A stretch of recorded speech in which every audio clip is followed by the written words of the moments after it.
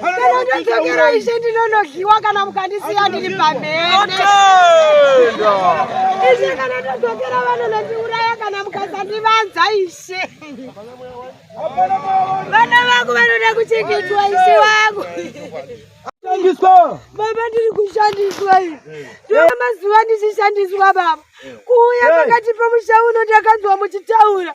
Ndikati ndinoda chete kuti ndisvike mukati. Ndiri bhara ravo ishe. Vanonditakudza pamapipicho. Vononditoitesa pavanoda. Vondidzosa vondiradzika. Ndo vanotungamidzwa. Vanoti ivo.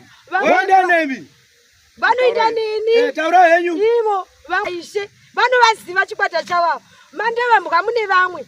Vanouya segurupu muraini matino. Asi vanouya vese. Votora mutumi wangu vanotondimanikidza kuti dai ndarega kunamata. Ishe ndoda ropa rangu haundiudze zvekuita. Zvakutoitika iwe. Zvakutoitika pano. Akutosunungurwa. Dzanangu. Vana vangu ndovaita vakadzi ndega. Pano pazambara akutosunungurwa. Vaita chi?